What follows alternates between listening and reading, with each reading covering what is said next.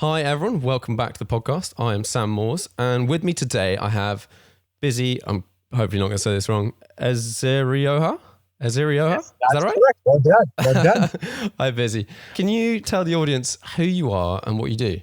Well, my name is Bisi Ezerioha, as Sam was kind enough to share, and I am the owner, founder, and chief engineer here at Bisimoto Engineering. We take automobiles, vehicles that are somewhat exciting, and make them amazingly exciting.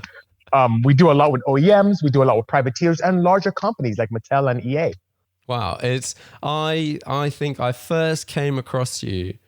It was a long time ago now, with the blue 911. I was looking it up, and I think it was a Speed Hunters article, and it had a big wing. Yes. I don't know whether it's still got the wing anymore. No, it does not have a large wing. That was actually my first Porsche, and it's amazing. This journey I've had in the automotive community has just been amazing, and it's been a good one indeed. And the best is yet to come. But that was my first Porsche ever. I'm looking at it right there in the garage.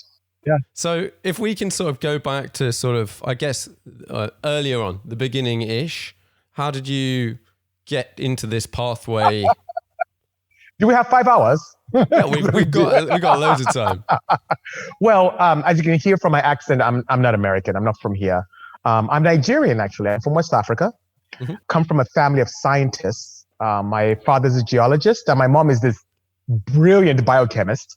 Oh, cool. And so we always, we grew up in an environment where science was really embraced and admired and loved and preached and practiced. And I've always had this knack of really just taking things apart and putting them together with my own take. And my parents tell me, I can't remember this, I don't know if it's true, but my first word was car. And ironically, my second word was light. So that's really weird, car light. Anyway, and I always kept saying car light every time at night when we drove by a car. Anyway, that's what they tell me. So I've always had this, inherent passion for things automotive. Well, I was really, Sam, one of those weird students, like really weird, where I did a lot of reading. I like to overachieve. So I did very well in primary school and secondary school back home and skipped a bunch of grades. Did so well in my academia that I entered university back home at the age of 15. Oh, wow. That is super young. To study petrochemical engineering. And it was kind of exciting and frightening at the same time because I was the youngest in my countries and all the papers and so on and so forth. I'm sure someone's beat me by now. But it was really exciting to be the youngest one to ever attend a university back home. But for what I wanted to study, engineering, we just didn't have the technology. I mean, I remember the books we were reading were from the 60s. And I'm like, come on, I'm sure there have been advances in engineering technology from 1960 to 1989. So I said,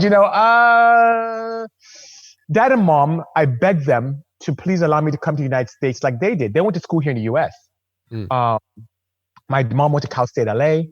My dad went to Cal Poly here in Pomona. And I wanted to have the opportunity to explore the same advantages they had. And luckily, my parents agreed.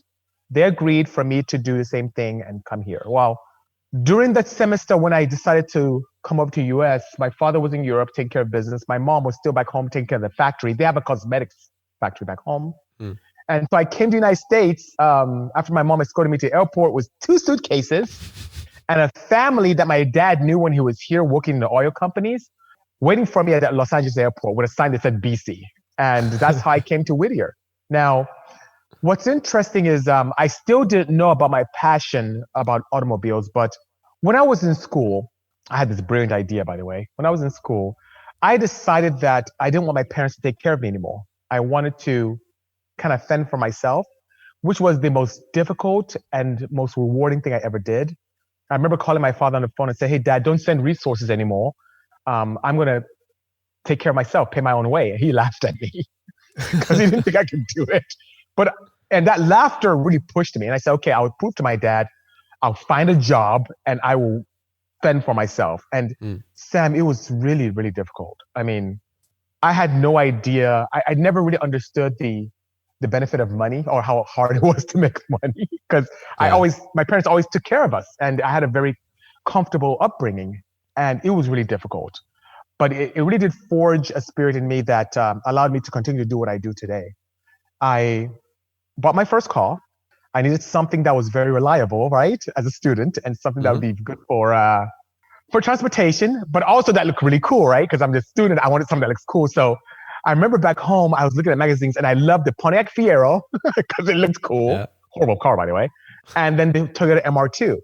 So when I landed here in the US, I bought this book from bookstore known as Consumer Reports. And I read up on this Fiero. I'm like, oh no, this thing has horrible reliability. Oh, it catches on fire. Oh no, I can't. No, not for me. It looks cool, 2-seater, fiberglass, really slick, wedge-like. Okay. The Toyota MR2, perfect, good reliability, looks really sexy, wedge, 2-seater, my style, but I can't afford it because, right, I'm trying to fend for myself. Yeah. So what could I afford, Sam? A Honda CRX. It's a 2-seater, Nice. kind of wedge-like, very reliable, not as sexy as I thought it would be, but it would do. So I purchased my first CRX, used 1988 CRX HF, high fuel economy version. And that vehicle is what kind of started my passion for modifying. Now, did I just out the gate modify? No, I didn't. One day I was going to school, started the car, and I heard this sound, Sam, emanating from the back of the vehicle. It was this do-do-do-do-do-do-do-do. I'm like, okay, I know something is wrong, but it sounds pretty cool. But I need to fix this, whatever is happening in the back of my car. Yeah. So I go to a local dealership, a local Honda dealership, and they told me, oh, I have a perforation in my muffler. I have a perforated muffler. My muffler has holes in it. So I could fix it for $670 or $680. Now, Sam, I'm a student, barely making $200 a week. And he said $600. That felt like the defense budget for me. I'm like, no, that's too much money. Oh, no. So when the text say, hey, there's a muffler shop down the road, they kind of could put an aftermarket muffler and it'll be cheaper. I said, okay, thank you so much. So I drove to this place called Supreme Muffler in Gardena, next city over. And the guy said, okay, yeah, couple $100, no problem. And we'll do it for you. We'll put this Dynamax Ultraflow muffler, which should be better than factory, and you'll probably like it. I said, okay, fine, do it. So he installs this muffler, and Sam, I started the car, and I heard this deep tone, and like, oh my God, this sounds really cool. It's not that nasty do-do-do I had. It's just this nice, it's so, I'm like, wow. Okay, thank you. I paid, drove out, and I started driving, and my car felt faster. And I'm like, what is this sorcery? I mean, what is this magic where my car feels? And then as I'm driving to school, my gas mileage was better. I'm like, wait, I'm consuming less petrol. Okay, that's it. I'm an engineering student. I have to understand this madness. And so after class, I went to Orange County, very high-end area in Southern California. And I went to this bookstore that primarily worked, it was like a bookstore / performance facility. And I bought these 3 books. I bought Honda Performance Handbook, because I had a Honda. I bought this Horsepower Secrets book by Smokey Unit, because I'm like, okay, I want to understand the secrets of horsepower. And then How to Build Horsepower Volume 1 by Dr. David Vizard. And I read these books like the Bible. I mean, from cover to cover. And I was fascinated with the V8 culture here in the US, because the other 2 books, the Power Secrets and the How to Build Horsepower with V8 books. But the Honda Performance one was really Honda, and they talked about this company called Mugen in Japan that made 200 horsepower from a similar engine like mine. And they talked about this renowned racer called Oscar Jackson in the United States, and then this place called Advanced Engine Management, which, wait a minute, Advanced Engine Management is in Compton, which is nearby me. Compton, the hood, Compton is nearby. So I'm going to go there and see what they're about. So I drive down there. They moved to Gardena. I was just in Gardena. I go there. And I meet the founder of that company, John Concialdi, an engineer, mechanical engineer, went to Pomona like my dad. And he really said, hey, Bisi, I'll take you under my wing and show you and teach you everything that I know. Awesome. That began my journey, Sam. It really did. I had a few hurdles along the way, because even before meeting John, a few people, I go to shops and say, hey, I have this CRX. It makes more power. I want more. Could you help me understand what I could do? And if you could do it, explain to me what you're going to do. And many shops owners would just shoo me away, like, oh, just give us money, we'll do it. Or, you don't need to know. And they were not very helpful. And John was. And if we fast forward to today, Sam, every Tuesday I do this show on Instagram where it's called the Bisimoto Tech Tuesday. And all I do is share my entire knowledge on everything I know Sam, everything. I'm not afraid to share everything that I've learned, knowing that next week I'll know more than today, and next year I'll even know more. But I share everything because I want to be that person I needed when I was younger for anyone. That's so cool. I really needed that. And it was so comfortable that many shop owners wouldn't even help. And now I'm in the business, I understand. A lot of people don't know what to do and they're scared or terrified or, whatever the case, intimidated. But I share everything. Anyone can ask me anything. I'm sure even your viewers have questions. Yeah. I am here to answer them. I am down. So that's what began my journey. That really was it.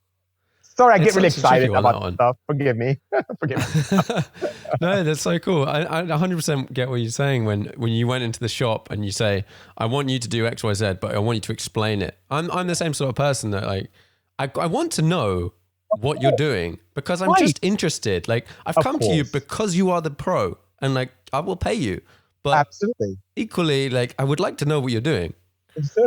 Yeah, that's what you do. Even when I have a dyno cell right behind me, and when I dyno cars, I invite my clients to stay here, of course, in a safe area. But I invite them to, and I explain to them, hey, here's what I'm doing. Here's why I'm connecting a sensor to your intake manifold. Even though you're naturally aspirated, I want to monitor vacuum, and here why is that important? Oh, I put you in closed loop, and here's why I'm putting you in closed loop. So wherever you drive, ECU will automatically adjust for the temperature and elevation. And some people could care less. Yeah. Some people love it, but either way is what I do because that's what I expect as well. Yeah. Yeah, no, that's cool. So you start off modifying your Honda. Yes, and which is did that very just continue? By the way.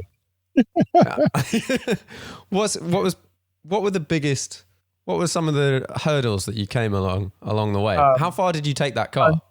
Tons of them. We're talking late. Well, I didn't start modifying to midnight. We're talking mid-90s. Mid to late 90s. Unlike right now, Sam, where enthusiasts live in a golden era. And what I mean by that is you could go online, go to a Bisimoto web store and buy parts for your car, for your Porsche, for your Honda, for your Nissan, whatever the case may be. Yeah. We didn't have that in the mid 90s. There was no internet. Barely an internet. There was AOL and some other things and CompuServe. Netscape. Anyway, I digress. But you couldn't, there was no Amazon. There was no web store you can just buy parts from. If you wanted something for your car, you had to create them. And as an engineering student, that's kind of where I shined. I was very curious, and that curiosity stays with me till today. And the V8 guys, I'd watch what they do, and I'll apply similar concepts to my own CRX. And to answer your question, how far did I go? That thing ended up being, after a few years, after a decade or so, ended up being a full-on drag track trailer queen. It just went from this daily driver that put me through school to a full-blown track car that broke records worldwide and attracted the attention of American Honda. And with American Honda, we started partnering and building cars for them, and then it started attracting other manufacturers like Hyundai and Ford, which we work with here in the United States, which is amazing. Even Lexus just sent a car yesterday, which is interesting up front. They sent me a hybrid to have some fun with. So it's been great. You do when working with a manufacturer? It's so awesome. I don't know how it is over there in the UK, but here in the US, it's every shop owner's dream to work with the manufacturer directly. That's like the epitome. I mean, when you get there, you've made it, right? The first car I'm looking at here, forgive me, I probably should give you guys a shop tour in a moment. This first car over there is a CRZ. Or CRZ, as you guys may say over there, or we say back home too. It is supposed to be the CRX replacement. So here's the call that happened and what typically happens with a manufacturer. We have a new car that we want to appeal to the youth with. So Bisi, we don't know if they'll really embrace this model. So we want you to take this, we'll give you a budget and go crazy because we want eyeballs on it. That's pretty much how the conversation happens. Sometimes that informally, sometimes extremely formally. And we submit a proposal of what we can do. They get approved, we get paid, and we build the most ridiculous thing that we can. Everything from a 533 horsepower CRZ to a 1,000 horsepower minivan, we build them all, and it works. When we built that minivan, the 1,000 horsepower one, and it got on Top Gear here in the United States, that quarter, when it launched, Honda had their highest Odyssey sales that quarter ever. Amazing. So it's not that people will bang down our doors and beg for a 1,000 horsepower minivan. No one just does it, but it creates a lot of awareness for the brand. So For the OEMs, it's a godsend. It's a blessing indeed for them to be able to explore that and create sales. And it's a very cost-effective way of creating revenue sales as well. It's Yeah, really so good. imagine the process of building a car obviously is not cheap, but running like an No. ad campaign is unbelievably expensive Very anyway. Absolutely. What we do is much more cost effective and gets to a different demographic that typically wouldn't care about a certain commercial. And it works and it does well for us. So it's the OEMs are a very strong revenue stream for us here at Bisimoto. I've not seen, now I feel like maybe I have, but any sort of sports car manufacturers that I can think of doing a similar thing.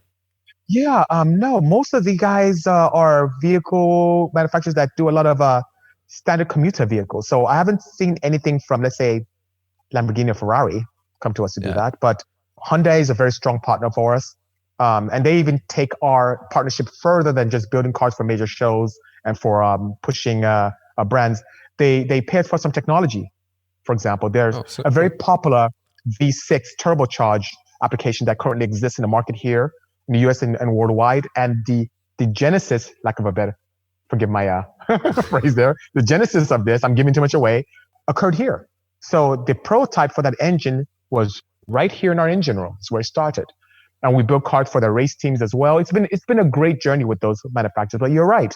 I haven't had any high-end, purely, high performance or supercar manufacturers come to us yet. Yeah.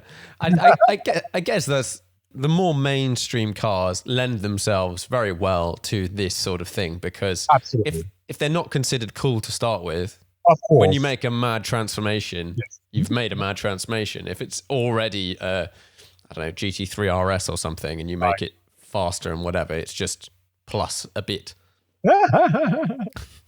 We do that for privateers, but not for the manufacturers, But for privateers, we have some crazy stuff. Even that red one right behind me there, that's a privateer vehicle as well. And it was a bit of a mess when it came here from the UK, but now it's very pretty and quite powerful. As a matter of fact, my client told me yesterday, he's a little bit afraid to drive it because he thinks it has too much power. And I just thought I was just showing him the tip of the iceberg, and just to say, hey, I want more. He's like, oh, that's a bit much. Anyway, I digress. I get too excited. So forgive me. The car behind you, for the people that are listening and can't see, I can see it's some sort of 935 type thing. I can't. Is it a race car or is it a road car? The pink one or the red one? The red one. Oh yes. So in the UK, the gentleman who owned the car wanted it to have a street duty and pass your MOT. So it was quite ugly because they infused these headlights in it and indicators and lights for the license plate and had to do some emission stuff. And it was quite ugly when it came here. So the gentleman wanted to put it back to its original 935 glory. That's a factory 935 body. Okay, cool. So we found the original molds for the factory 935 and recreated its original race livery in the front. And you can see it has a blue front bonnet.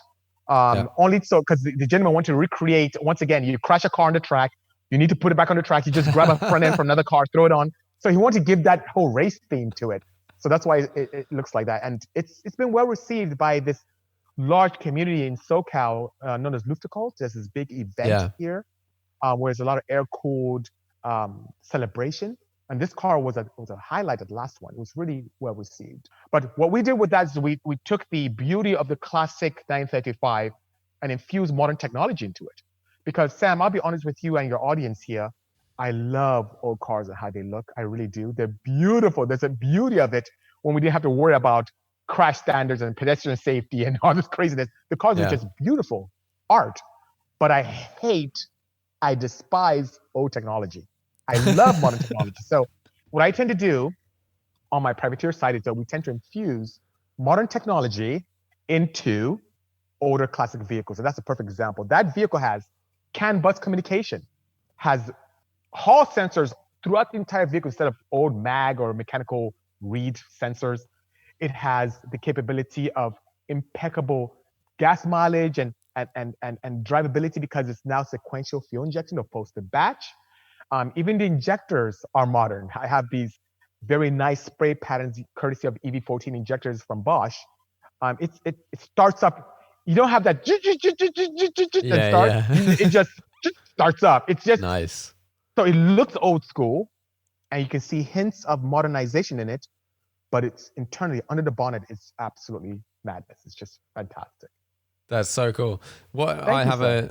I have an old a backdated 911 SC that's sort of Nice. been played with quite a bit. Very nice. But I'm a bit like you. Like I like the look of old stuff. Right. But there are certain things that I just don't want to have to deal with. If the car you're driving it once a year and it's a bit temperamental, that's sort of okay. Right. But if you, like you said, you want to start it up and it's like, okay, I would rather it just went and then off you go. Of course, and off you go. Of course, you don't want What to carry would a be can of fluid starter fluid and start spraying into the carburetors just to get it cranking. No. You don't want to do that. You just want to get in and go. exactly? So if you were taking just like most old cars, that's a really broad category. And what would be your essential like elements that you would change straight away The power to plant, Bisify it? the means of propulsion. Older cars were slower. I'm a racer. I love cars. I love going fast. They were really dirty. So you talk about emission standards then, they weren't really anywhere near what we have today. As a matter of fact, right behind me, and some of the guys who can't see it cannot enjoy what's right behind me, but this is the ultimate right behind me. It's this, I'm starting to electrify classic vehicles. And that's the ultimate in terms of clean power and reliability. And it's something that we're starting to do more and more every month, every day. It's really changed how I view cars. And it's important for me because I used to hate electric cars. I used to hate electrification. I thought it was stupid. I listened to my peers and I thought it was this soulless, horrible way to just, it's almost sacrilegious to do that to a car, to put in an electric motor or a hybrid setup. It was just until my hand was forced and my life has now changed. What made you start doing electric cars? My partners. So let's take back to the question that you had earlier on about my relationships with OEMs. Yeah. American Honda, when they called me and they wanted me to do this CRZ, the first thing they said, okay, we want you to go crazy with this and get it appealing to the youth market. But the problem I saw already off the bat was it's a 1.5 liter hybrid. And I'm like, okay, you want me to make it cool? You think hybrid, you think Prius, you think tree hugging, you think the farthest thing from sexy, you think hemp shoes and living in a mud hut. I mean, it's just, you don't want, that is not cool, right? It's everything that's not cool is a hybrid, right? Yeah. So I told John Yoshinaga, who's in product planning, sir, first thing I'm going to do is rip that engine out and put in a 2.4 liter K series out of the TSX, Acura TSX. And he said, absolutely not. We need you to keep that power plant. And to my chagrin, I agreed. And I'm glad I did because I learned something. I learned, wait a minute. Okay, forget the tree hugging, forget the Prius mindset. This thing has a lot of torque off the line. So what if I size my turbocharger to where the electric motor could kick in at low RPMs, and when the electric motor starts petering over, my boost comes on with a turbo, and I have the best of both worlds. And I did. So now I focused a lot on the petrol side of the engine, made a lot of power, but size the turbo large enough to where if I'm cruising, it's very economical because I'm vacuum and I'm using the electric motor as well. When I'm decelerating, I'm recharging using the integrated motor assist to recharge my batteries. And off the line, when I take off, the torque is there. So got me going. And I built the car, they was happy. And then Honda started being very, very evil to me. They started sending NSXs over here, pre-production NSXs. And my wife and I started taking them to the local racetrack just to test. Yeah. They were freaking fast. I mean, we were spanking muscle cars, Hellcat, Mustangs, supercharged Novas in a stock NSX. And it's not that the NSX made a ton of power. It wasn't making 700, 800 horsepower. This 500, mid 500 horsepower setup was fast because the electric motors got it off the line immediately. Yeah. The torque off the line is what propelled it. We would just leave these cars out the hole. And it was amazing. I'm like, huh. But Sam, I kept getting this influence from my peers about electric cars not having a soul and it's horrible and you shouldn't do it. And as a matter of fact, this gentleman from the UK wanted to electrify his initially. He said, Bisi, I think you can do this for me. This is like about 3 years ago. I think you can do this. I want to do it. And I helped talk him out of it. Like, don't do that to your car. Don't. But something started happening. So a big show for us in the aftermarket performance in the US is the SEMA show. It's similar to what you have in the UK with Autosport, because I've been to Autosport quite a bit at the NEC in Birmingham. And I noticed every year, the booth started getting not as exciting, and our budgets started getting smaller and smaller each year. Like, they're not doing as much as they used to at SEMA, the OEMs. They still take care of us on the technology side, but on the SEMA side, it's starting to go away. So we have another partnership with a company called Harman Kardon. They do a lot of sound equipment. Yeah. They own JBL and Mark Levinson and all these other divisions. And they had us build them this 700 horsepower Hyundai SUV, and they put all their components and sound systems and all this stuff in it. And then we shipped that off to Vegas for the CES, Consumer Electronics Show.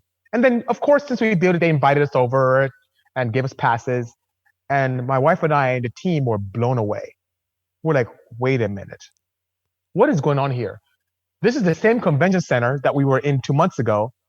There are all the OEMs are here, and they're investing more than they do in SEMA. And they're building cars for these events. And they're talking about autonomy and electric vehicles and future mobility and alternative fuels and renewable energy. I'm like, wait a minute, what do we? So I started going to this every year. Now, that's why I haven't been to this NEC in the past 2-3 years, because I've been going to CES. It falls at the same week.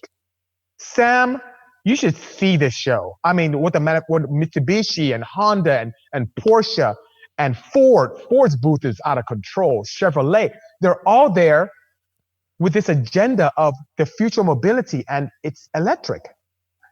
And I said to myself, I need to get my head around this. Okay, I get it. I don't like it.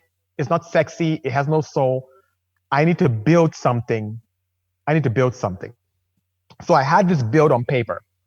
And I don't tell this story often, Sam, but I'm going to share with you and your audience. The 935, the pink and gray 935, was supposed to be a petrol car. One of my partners is a big partner of ours in the performance community, signed on to have us build this car for them for their booth at SEMA. Yeah. And the gentleman who spearheaded or signed up on this project gave us a verbal commitment. Hey, I need you to build this car. We had a pretty nice 6-figure budget to build this car. And because I knew that the vehicle would be quite special, I didn't wait to receive funds before I started it. I wanted to get ahead of the project so that when SEMA came, it would be done. So the gentleman gave us his commitment a year before I started building it. So I used one of my chassis.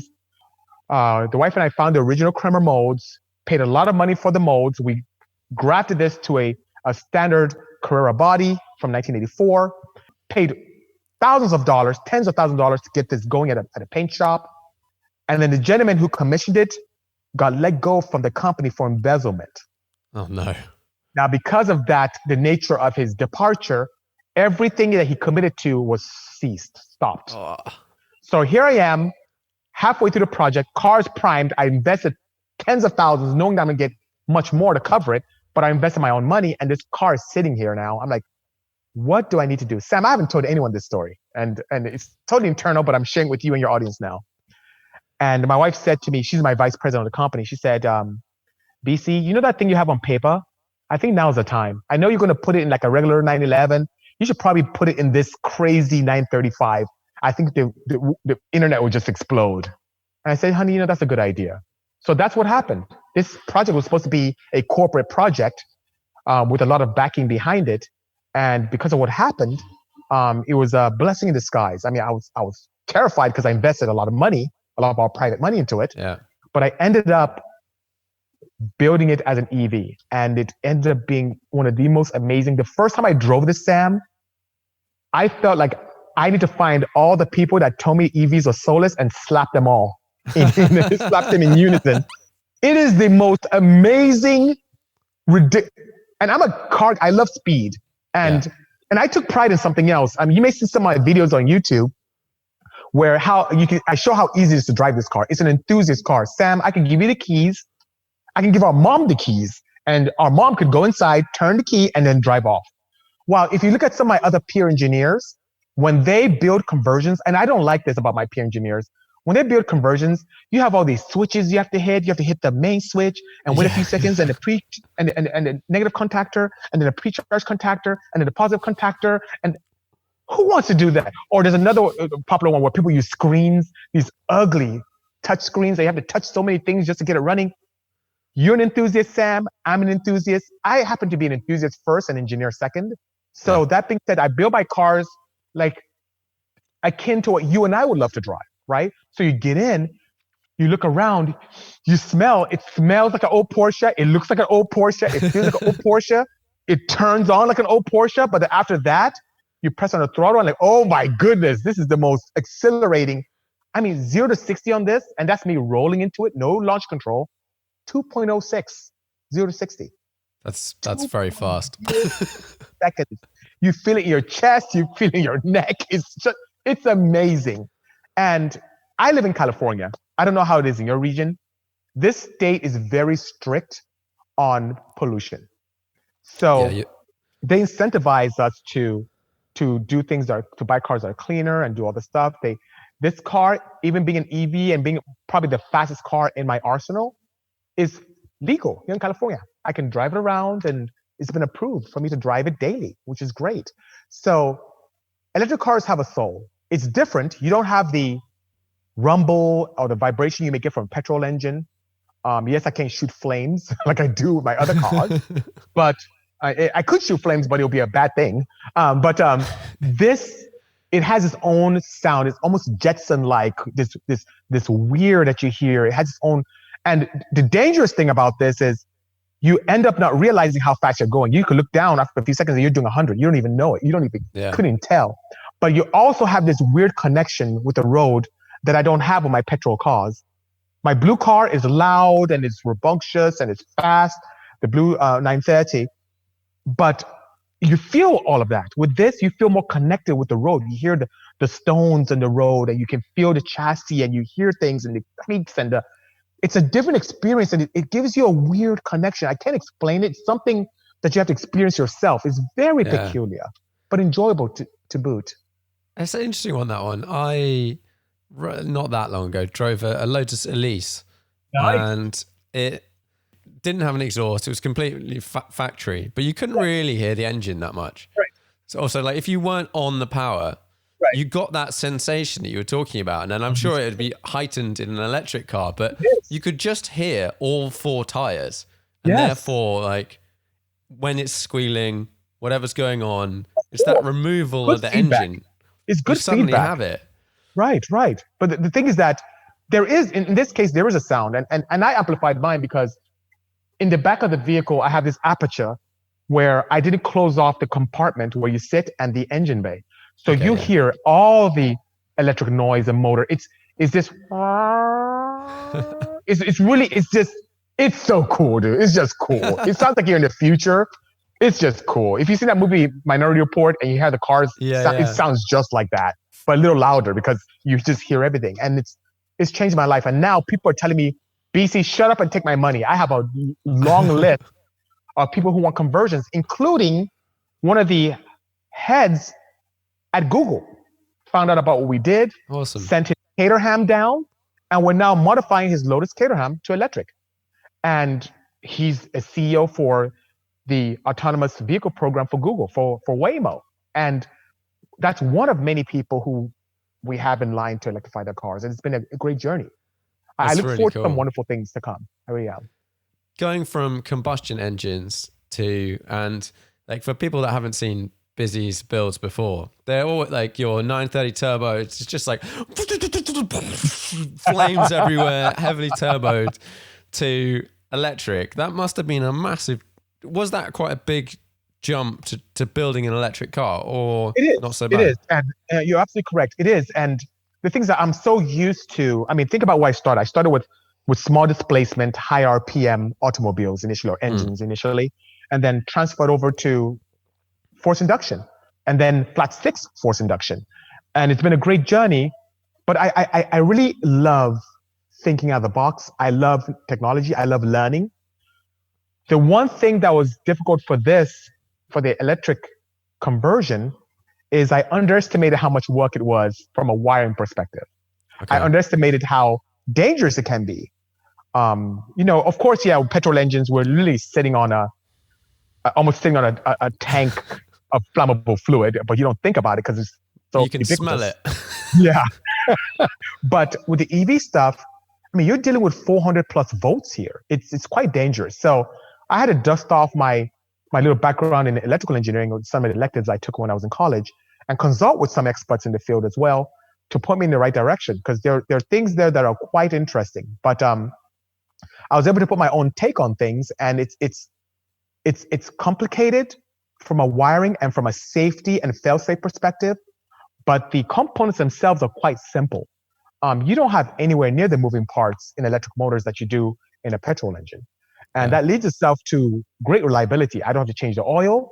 I don't have to maintain. I don't have to worry about head gaskets or valve spark plugs or valve covers leaking, or you know how all Porsches leak. This one doesn't leak at all. It's amazing. It's simple and elegant and powerful, but also very complicated underneath. I mean, I have modules everywhere. I have batteries and wires, and my BMS, I have 96 connections to each battery pack, and I have 2 of those via my battery management system. I have a drag racing power distribution module, which they don't even know I did this. Racepack is a big drag race domestic company here in the US owned by Holly. And I'm using their drag race PDM to control my entire vehicle, my entire system, the contactors and the pump and my dash. And they probably don't even know what I'm doing with this thing. And my motor and controller. I'm controlling all that with a drag race setup. So I'm using technology to my advantage and making it very appealing, for lack of a better phrase. So yeah, it was different, but I welcome the difference. I welcome it indeed. New challenge. What's the battery packs wise? Did you rip up a Tesla, or where did you get, how does it work? Well, the batteries are something that are LG Chem, something you can commercially purchase. It's something what the OEMs use in some applications. The modules are akin to what you may see in, let's say, a Pacifica hybrid. So it's a similar configuration. They're quite modular. That's why I like them. They're about this size, so not too big, about the size of a standard battery you may see in a car, but they were about 38 pounds each. And I have 6 in the front and 6 in the rear. That gives me about 32 kilowatt hours of energy. And in layman's terms, it gives me a range of about 180 miles if I can keep my foot out of it. If I have a lot of fun, which I typically do, but leave my regen active, I can get 140 miles, which some people may say, oh, that's great. Others may say, oh, that's not a lot. But for me, it's perfect because I have a 5th gen Viper, 2014 Viper, Dodge Viper, 630 horsepower, 640, similar horsepower to this. I get 120 miles on a full tank of gas.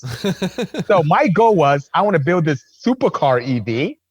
And if I can get more mileage than my Viper with a full charge, I am happy. So this 935 EV is a supercar, and it gets better range than my Viper. It may take a little bit more time to charge it than filling a tank of a Viper, but it's very enjoyable, and it would destroy my Viper wouldn't have a chance of racing this thing. Yeah. It wouldn't have a snowball's chance in hell in beating this thing. So it's great. It's great. With those battery packs, do you put them all like together connected, or can you literally just spread them out for weight distribution and whatever? Great question. Oh, you're so good, Sam. I do have full weight distribution because I wanted something that was extremely balanced. I do have one pack far rear, and another in the front. And the ones in the front are kind of stacked where there are 3 on the bottom and 3 stacked on top. And I did something very clever with thermal management by using copper plates to distribute heat, because I air cool the batteries for now. So it allows me to do that and distribute it around the enclosure to allow me to have some kind of thermal management. The rear, I have them in series, just 6 batteries in series sitting back there as well, far back to give me that nice distribution as well, and allow for better adhesion, to give me some good balance or bias towards the rear. So it's quite modular. In the future, and that's what I love about this, those batteries allow me to move things around for future projects, but I also set up the battery packs in a way that as battery technology improves, I can easily take those out and replace them with other modules. Because as far as I'm concerned, and some of my peers may disagree with me, I feel that in terms of battery technology, we are still in the infancy stage. There's so much opportunities that can exist with battery density, charge times, discharge capabilities, thermal management, that we're barely scratching the surface. So there are great things to come, and I'll continue to improve these and my customer cars as time progresses. Yeah, that's cool. Because I know when you look at batteries now, like batteries haven't really changed. Like a normal car battery, it's Yeah, basically the same battery that's been around forever, which that's kind true. of Lead blows acid, my lead acid mind. is really old stuff, but there are companies like Odyssey and Optima who they use glass mat technology nowadays to give us batteries that don't have the lead acid in them. Mm. But on the lithium ion side, there's so much that's changed, and there are other components on the anodes and cathodes, other materials that can be less invasive to the earth that we can use as well. I don't want to give too much away, but I'm going to start dusting off my chemical engineering books and try and see what I can do to contribute to this cause because Yeah. I feel that there's some there's a lot of opportunity that exists in cell technology that maybe some of my peers are not really exploring, or if they are, it's still in its experimental phase or with universities and not being really pushed towards the masses. Yeah, yeah. I like how your 935 is still air cooled. Oh, thank you. I appreciate that, sir. Thank you. It's quite like novel. Going back to before the electric cars, Yes. you've built a bunch of different things, I'm sure. Yes. Quite a bit. Wow, I have so many here even. Have you got most of the cars you've built? Have you I got, would as in the say personal quite a ones? few, quite a few. But on the OEM side, Hyundai is very interesting because they don't want us promoting cars that are no longer in production. So Okay. we tend to destroy or sell the ones that are no longer current. So, for example, we built a Genesis Coupe for them not too long ago. We made 1,100 horsepower with that. Broke some records, and they couldn't believe it.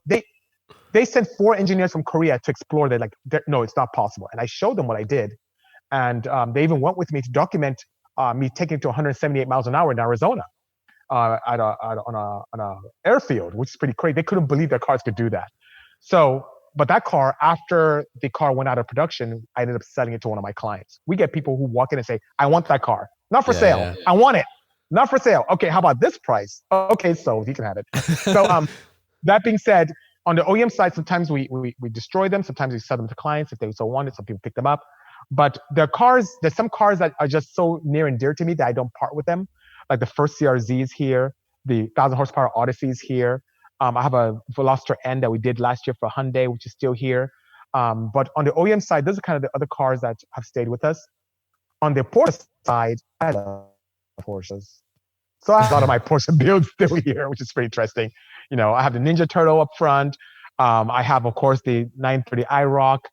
I The don't think I'll Ninja ever get rid of Turtle. this 935. I'm What's the sorry. Ninja Turtle? Have Oh, I, it's a green one I had. I don't know if you saw the green twin turbo one that I launched at. I'll send some photos afterwards. I had this oh, crazy okay. twin turbo a Targa that looked like a Ninja Turtle when the top's off.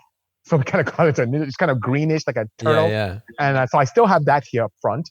I What's built that my wife based a on? beautiful. I'm sorry. What's that based on? What's the It was car? an 83, 82 Targa. 82 Targa. I also have an SC, a 1979 SC that I built for my wife, which is a Ruby Stone red color. I use an RS Ruby Stone red color on it, Mm. which is more like a pink. And my wife's kind of crazy, almost crazier than me when it comes to cars. So she forced me to build her this narrow body SC that has a GT2 water cooled engine, twin turbos, with a sequential cup gearbox. That is badass. Crazy, right? But guess what happened, Sam? She drove the electric car and said, "I don't want that anymore." She made me that weekend after she drove this car take the engine and gearbox out. It's sitting in my engine room and now it's Oh, getting ready for electrification. I swear to you, it's crazy. She did not want to petrol. This was it was just this crazy sequential street car, crazy twin turbo. And she said, "BC, no. This is way faster. I want this electric setup." So that's we're in so the line of badass. I'm converting the Ninja Turtle to electric. I'm converting her car to electric, and I have this one behind me. So yeah, I have quite a few of the cars still here. When you want to convert one of these cars to electric, does the sort of size of the car make much difference? Like I know, let's say that some of the older Porsches are quite small in comparison to the even though that 935 is not that big. Does that cause some problems in Yes. being a smaller Porsche or something? No, just not, because the beauty of electrification is it allows us modules that can be quite compact. So you see some people out there will use maybe repurposed Tesla modules. Some people may use repurposed modules from Karma. Some people may use items Borg Warner. The marketplace is quite robust in terms of finding modules that are quite efficient and small. There are even axial motors that are very, very efficient and very small in size. So it's not a challenge at all.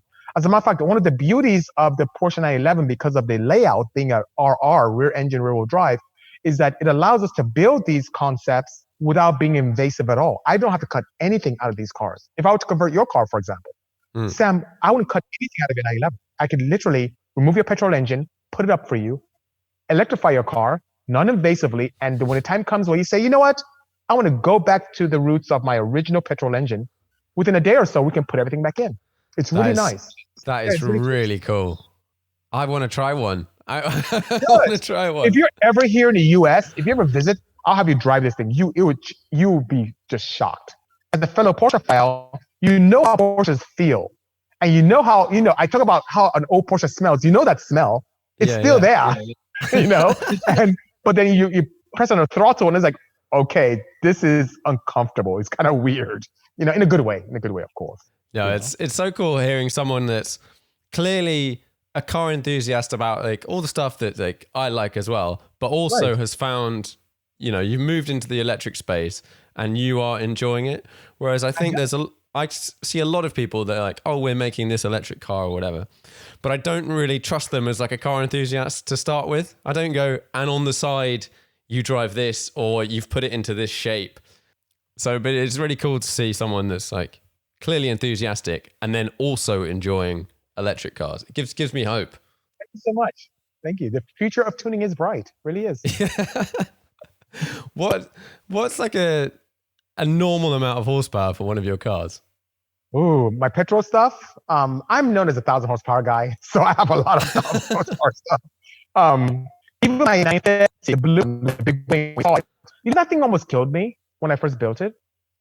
You and I wouldn't be here today if I didn't do some very creative driving, because it's my fault, totally my fault, because I come from a world where we shove big turbochargers in small combustion engines. So when I built my first Porsche, I kind of built it like I would my high horsepower Hondas. Yeah. So I built a 3.4 liter water cooled power plant in my 930, and I threw on twin 67. Yes, 67 millimeter turbos on this. It maxed out my dyno, which my dyno doesn't do more than 1100. And I thought it was fun for me to go on around and drive around the complex. Oh no! How about now? Can you hear me properly? It's good now. Good. So I decided to take a spin around the complex on a Saturday when no one was here. And, first gear, second gear, third gear, and then I floored it. And nothing was really happening exciting. So I'm trying okay, this is kind of laggy. Yo! Power came on, front end came up. Amazing. And I turned back in here, pulled my turbos off when it cooled down. My legs were shaking everything. And I took those turbos. It was too big, too much. So there is such a thing as too much power when you can't control it. So I do a lot of projects like that. Now it's down to a 57 millimeter pair of turbos, and it's 850 wheel, comfortable for me, but still scares a lot of media. So, which is it quite laggy? Now it's not. Then it was, but now it's not so bad. But if you compare it to what I'm doing with the EV stuff, EV doesn't like what's up. So this EV will destroy that blue car. But it's not bad at all. It's actually quite enjoyable. Jay Leno drove it recently, and he just fell in love with that car. He just loved it. Almost killed both of us in Burbank. But that guy has no fear. But a lot of Matt Farah from Drive TV, he said this thing shouldn't be on the street. There's a writer for Seinfeld. He has a. You're breaking up again. Fast. Oh no! This signal. Every time you just get into it, it goes like. Oh no! I know. Well, net, a lot of people who are enthusiasts and journalists, when they drive my cars, feel it's a bit too much power. But you can always tone it down, right? It's almost like you just use less NBA of this player. Yeah, there you go. Or I can digitally, I can electronically Yeah. turn things around. But most of my customers are attracted to what we do because of the crazy projects I do. But they always have a goal in mind, so I can tailor their needs with what we can do for them. Mm. So, for example, I mentioned to you that right there to the crank makes about 550 to the crank. My client was like, "Oh, that's a bit much already," and it'll stay there, even though it has the capability of making 850 Yeah. like mine. But we can always custom tailor to the needs of our customer. Yeah, for sure. How heavy are these cars? Great question. The IROC, the blue twin turbo, is 2460 without driver. This right behind me is 2681. So it's pretty lightweight for an EV. Yeah. The van is like almost 5,000 pounds. The van is pretty heavy. Oh my goodness. So, but the Porsches are pretty lightweight. Yeah. Do you have any plans to do any newer Porsches, like a 991 or something? There's one right there, actually. Yeah, quite a bit. There's a black one that's behind. We have a car coming in next week with a 2019 Turbo S. So we plan on doing some pretty clever things there with his exhaust system and turbochargers and tuning and so on and so forth. So yes, we do quite a bit with privateers. So we don't focus on one marquee or one era of vehicle. The one thing that's consistent within my organization is we embrace new technology. So no matter what, whether it's a 991 that comes in here, 991.2, a gentleman, I don't know why, one of my company 3 is converted. Well, even that we would, we take care of them. So he shouldn't really convert that 73. It's such a beautiful car. He should probably leave that alone. But he wants to, that's fine. I'll convert it. It's non-invasive, so it's good. But his car is beautiful. Anyway, I digress. So we do it all. We do it all, sir. Yeah, totally. And if it's non-invasive for the electric stuff, yeah, then it doesn't matter. It is. It's just that he has his car. See, it's beautiful. Oh my goodness. Anyway. Oh, the connection is. Are we cutting off dying. Again? Oh my. You built a central seat. Was it a Boxster? We have actually quite a few of them. We have 3 of them actually. Oh. Yes. So initially it was a concept that came from me just sitting down with one of my partners and discussing. But it's all Porsche's fault. And I'll tell you why it was Porsche's fault. The Porsche North America, they're very clever people. And what do? They find people like myself and they expose us to new models of cars by giving us a track day for free. And after the track day, the goal, of course, is for you to buy a new Porsche, and it does work. So not too long ago, we were invited to an event in Fontana, California, where Porsche rented out the entire track, and a few select individuals, they exposed us to the Cayman R, the new Turbo S, the Cayenne Turbo, Panamera Turbo, yeah. And there was one other vehicle that was there. Obviously, I don't remember because it wasn't that exciting. But anyway, of all the cars that we drove, the one vehicle that really stood out for me was the Cayman R. It handled better than anything else, but lacked power. I wish it had the power of the Turbo S, but it handled better than the Turbo S. So I said, there's something here about these mid-engine Porsches. I need to really explore this further. So instead of me buying a new Porsche, I went and found a 987 Cayman S and bought it and twin turbocharged it. So I created this 481 horsepower setup on a factory engine and took it to Willow Springs and just it was the most amazing experience ever. It was so amazing. It was so balanced and neutral and forgiving and had the power, and it was just perfect. I'm like, this is, oh my God, now I understand why Porsche didn't do this. They didn't give the Cayman so much power because it would destroy the 911. It's just such a great car. One day we're at the California Festival of Speed. It's a big California meet of Porsches and racing, and I'm a sponsor for that event. And I had this opportunity to sit down in the booth with one of my partners that manufactures wheels for us. Matt Crook, he owns a company called 1552. They make a lot of wheels. They make the wheels you may have seen on my blue Porsche and on the minivan and all that fun stuff.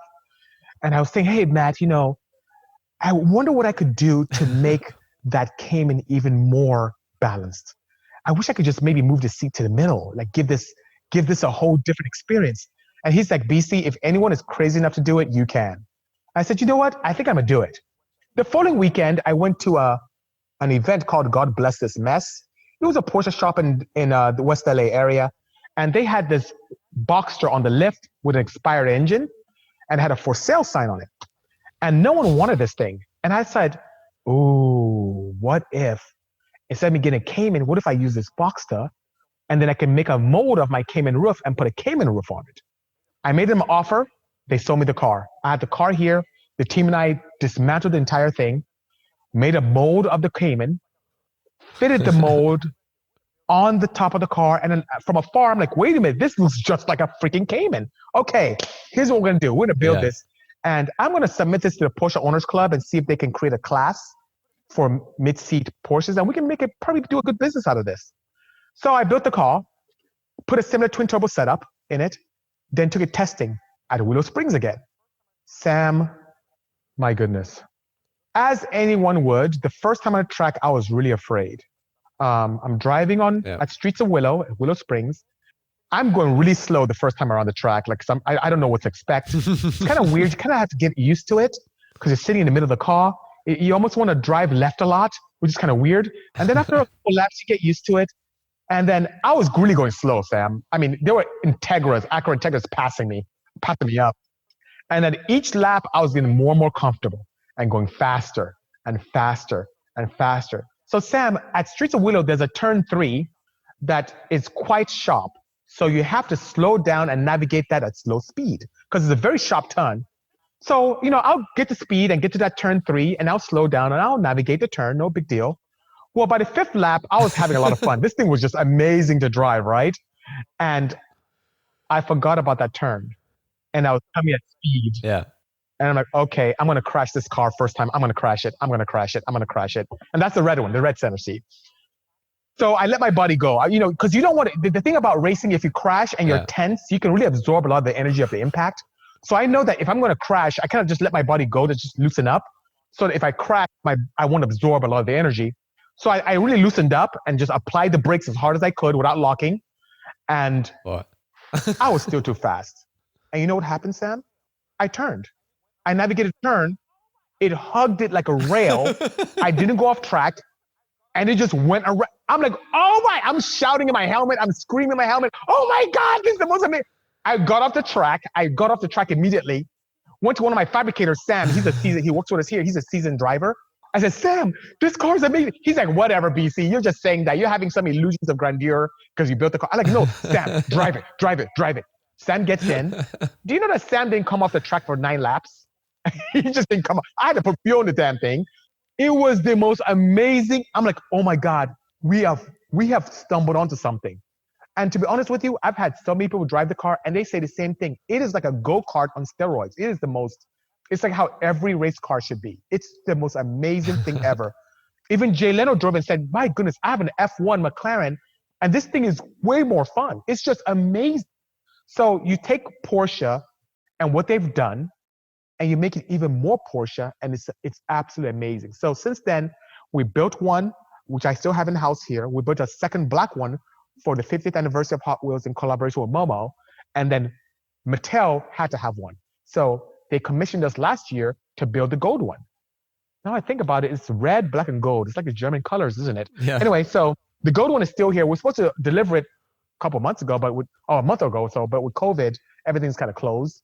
So it's still here in our garage, and it's absolutely beautiful. It's a beautiful car. I got theirs too.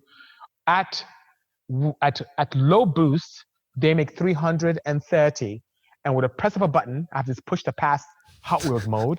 It jumps up to 520 horsepower. Nice. So it's gonna be a fun ride for them. But yeah, it's what we do here. It's a lot of fun. We have a good time here at the team. That's super cool. And they're all central seat. Yes, they're all central seat, all of them. It's really cool.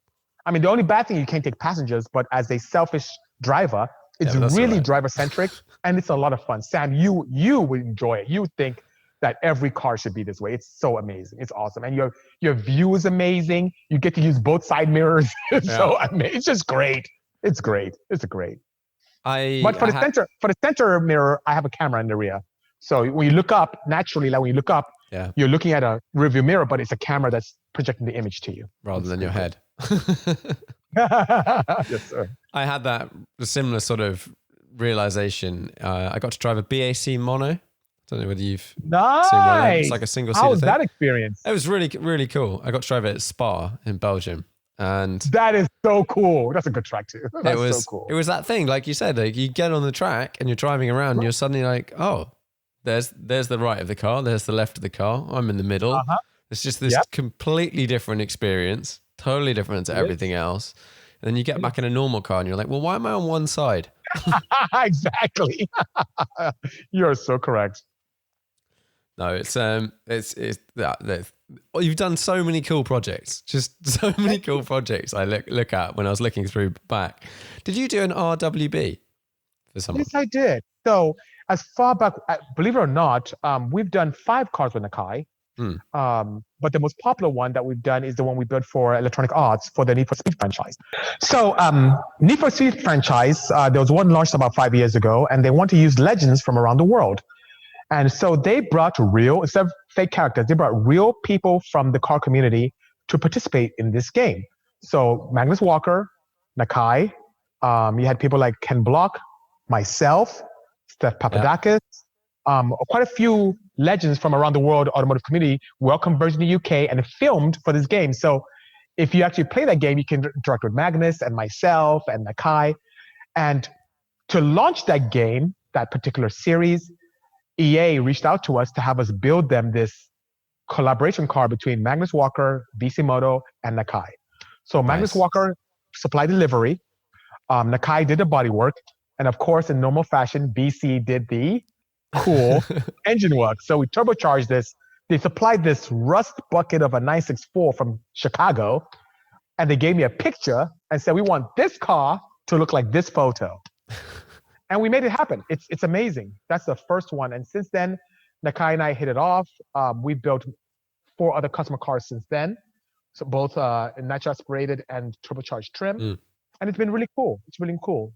Nakai has been actually accepted nowadays more by the Porsche community. But I remember not too long ago, the purist community was really harsh on him as a builder.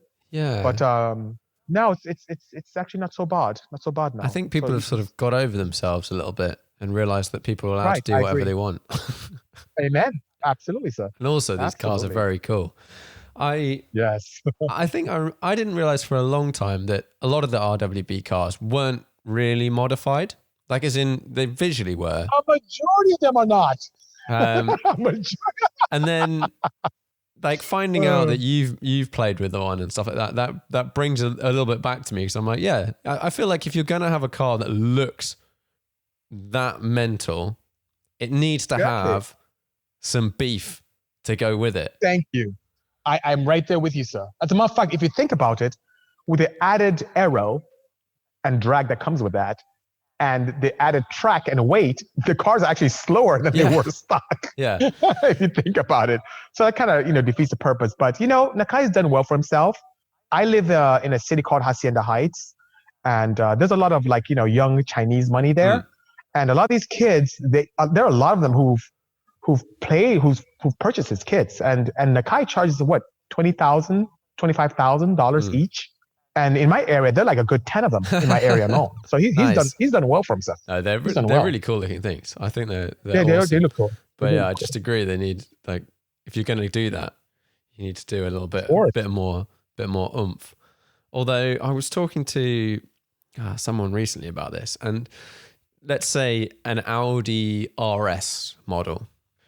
For most people, they actually probably have too much power, and you probably say you can never have too much power, but from like a fuel efficiency and just general usage point of view, if you had 500 horsepower rather than 650 horsepower or whatever, then you'd probably be okay with that. But you can't get the look without the horsepower.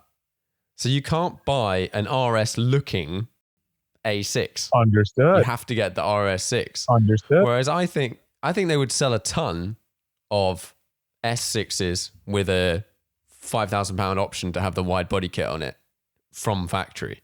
And you know what? Do you remember back in the day when, because I didn't know anything back then, but I heard a lot in the 80s when Porsche noticed that people were actually doing these conversions to a lot of the SCs where they were putting, the 930 flares and so on and so forth. Yeah. And hence it forced their hand to start creating the M491 to be able to compete. Maybe that's what has to happen with the Audis. Maybe shops like ours need to start creating, well done, not rubbish, not garbage, but well done RX6 looking base models. Because people, you're right. People would pay and they would buy them. They would. And it just has to look. It has to look sort of OEM. Right. OEM finish. OEM. Yes, not. We see some atrocities here. I've saved some atrocious cars myself. I have there's one in my showroom now. It's the oldest car I own, actually. It's a 67 912. Yeah. And you'd appreciate this, Sam. When it came to me, it had a 3.6 engine, bolted on to a 901 gearbox, shocking, and had a 964 rear end, 930 flares, and a 993 front end. Well, that's a few different bits. Yes, it was horrible. I remember it was parked here, and one of my customers came in and said, "Bisi, did you build this? What do you think?" I was like, no. I just bought this car. I'm going to restore it. And the gentleman spent a lot of money in the car because it was all original parts. Even had a proper 930 well tail, with a 964 rear end and front end of a 993. So I ended up selling all those parts, all those bits, and made some good money because they were all OEM parts. And now I'm restoring it to its original 1960s look with a long hood and the narrow fenders and deck lid and all that good stuff. So it's gonna be beautiful again. But yeah, I've seen conversions done poorly, but when done right, they can be quite attractive. Yeah, but it's very difficult to put your sort of finger on what's right. Like I can look across the room and go, "Oh, that looks really good," and you look at a different one, you go, "And that looks awful." Understood. But I can't 100% pick out why one looks bad and one looks good. Understood. Can we try, let's try the video again. Yeah, let's try it again. Are you in a somewhat portable setup? Can we do a little shop tour? Of course, yes you could. You're back. Okay. Can you see me properly? Yep. Okay, so I came super early to be able to interact with you. And by doing that, sometimes we move cars around when the workshop opens up. But here is, starting off, the 935 EV that I have here. It's pretty nice. Thank you so much. That's the 991 I told you about that we've been working on sometime this week. Yeah. That is, because I just pulled this off the dyno, you saw the video recently. This is the factory 935 that came from the UK that we did all the crazy magic with all these modern technology and modern aerodynamics in terms of the turbochargers. Looks so mental. Thank you. This is a car that I don't talk about very much, but this is a classic restored E30 M3. You don't see many of these here in the US. It's absolutely gorgeous. The interior is beautiful. Oh, that's a really nice interior. Very nice car indeed. Here is a client's S2000 that we're doing a supercharger kit on. Here's the Mattel Hot Wheels center seat. Oh, yeah. And you can see the interior there. See it right in the middle. It's a lot of work to do this, by the way. It's a lot. And if I can get around the rear end here, you can see the turbochargers are pretty nice. Oh, yeah. I really like seeing the turbos out the back. Thank you. It's just it's like seeing into the I'm starting to get copied a lot. A lot of people are starting to copy this. So it's probably a timely thing I'm getting to EVs. Anyway, we have a Mercedes-Benz right there that we're doing some work on as well, another S2000. It's kind of weird.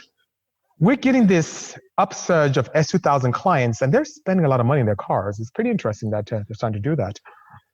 Here is the 2020 Hyundai Veloster N that we built for American Hyundai. And that is a vehicle that makes 320 horsepower now and on the factory setup. And that one is a lot of fun. Over here is the first Porsche I ever built. You know this one. As I call the Aroc Porsche. And here are the turbos down there again. Hopefully I'm showing it properly to you. Yeah. That's cool. The first car that I ever built for an OEM manufacturer is the Honda CRZ. This is the Caterham that's going to be converted to EV. Oh, yeah. There it is right there. I don't think about this. Nice. That's pretty a rare car here in the US. That is a 190 Cosworth. 92. Oh, I need to restore one day. This is a popular car with the youth. This is my 1989 Honda Civic wagon. It has a turbocharged 770 horsepower setup, all-wheel drive, and a sequential gearbox, which is pretty. It's a sequential Quaife gearbox, which we worked with Michael Quaife and his team to develop years ago. And speaking of development, this is my most popular car. This has a Hot Wheels. It's been on a ton of television shows. This is my 1,000 horsepower Odyssey. And everything works. The sliding door works like normal. It has a beautiful leather interior with a child seat, 4-point cage. We converted it to a manual gearbox. AT works, power steering, reverse camera. Very popular car. But you know what? Does this have a lot of traction issues? Yes, because it's, you just beat me to it. Because it's front wheel drive, it's kind of useless because in any gear, you just press on the throttle and these tires I go through tires like crazy. The tires just spin. And then you try and steer. Because you have no steering. You have no control at all. This is the client's Lotus, Elise, that's turbocharged that we're going to actually repair. This is like a good example of us repairing work from another shop that did a horrible job. So we're going to get this going. It has a very bad boost spike. Remember that 67-912 I told you about? Here it is. I'm trying to restore it. So it didn't look anything like this when I got it. It had a 964 end, a 993 front end, and crazy fender flares from a 930 that was exaggerated. This is a 1968 911T. I'm restoring for my father. Don't tell him. It's a surprise. This is another project car we have, a 914 2.0 from 1976. Here's the Ruby Stone Red car I told you about. That's the Ruby Stone Red nice. Narrow body for my wife that had the sequential gearbox and the GT2 engine, and now it's devoid. It's devoid of anything now because we're going to electrify it for her. So, is it quite easy to drop in like a modern engine into an older car? No, it's a lot of work. When we do it, it looks pretty clean, but it's very difficult to do. It's a lot of fabrication, especially if you want to look OEM. It's really tough. And think about it, you're trying to keep the elements of the front end intact, but you're water cooling now. So you have to have a radiator done properly. Yeah. And it's pretty crazy. Here's a Ninja Turtle I told you about, Targa. Oh yeah. He's also getting ready for electrification. Sam, I want you to look at this car and how it's a Special Wishes 911. Looks like rubbish right now. Yeah. Most of my cars do when they start off like this. Looks really bad, like you need a tetanus shot when you sit inside of it. Very ugly. Remember this car, because by November this year, you will not believe how beautiful it's going to be. And speaking of beauty, here's one of my most, thank you. Here's one of my most cherished vehicles. This is my 1982 Slat Nose, original factory. And because it's so viable, I have not modified it at all. And even has these old school Epsilon wheels, which are period correct. Then, here's the first one. Remember I gave you the story about the center seat? Yeah. This is my first center seat application. And it's similar to the gold one. But everything we learned from this, we apply to the next one. And what we learned from the next one, we apply to the gold one.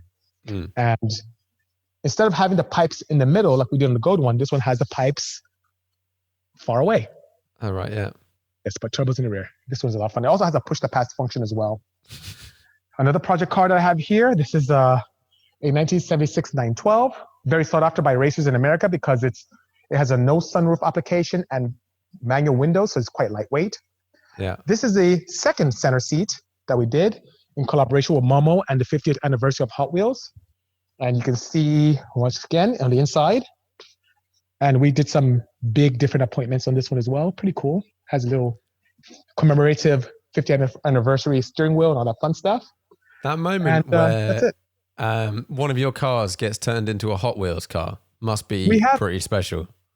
We're quite fortunate that we have not only our van as a Hot Wheel, but we also have other cars that we never owned that are Hot Wheels, like the new NSX and some of the other Honda Type Rs, which we haven't done. This is my office with a ton of trophies for my racing days. Nice. I'll have them here, but I was gonna pull up now was like this Civic Type R Bisimoto Hot Wheel, and there's also so many here. This is the NSX as well, Hot Wheel Bisimoto, and the van is very rare, but I do have a van one as well. Let's see here. And they got the color and everything properly. Let's see. And right there, it's the van one. So cool. So cool. Yeah, thank you. Thank you. That's got to be a great moment when that comes out and you're like, It is. oh, this is my car. It is. We are so fortunate to have that. It's so amazing.